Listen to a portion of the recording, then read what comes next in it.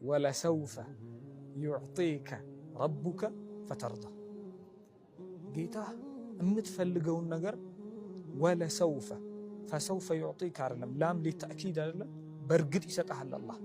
እንዴት ነው አንድ በጣም የምትወደውና የምታከብረው ሰው ድንገት መጥቶ አላህ የምታስበውን ነገር ይስጥህ ሲል ምን ያህል አሚን ትላለህ?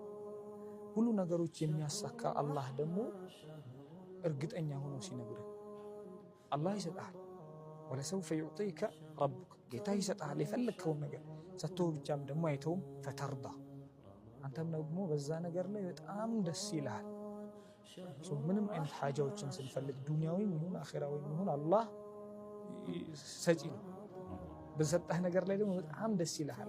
دائما قل الحمد لله على كل صغيرة وكبيرة، والحمد لله على كل خير نحن فيه، والحمد لله على حياة يدبرها الله بلطفه. الحمد لله دائما وأبدا.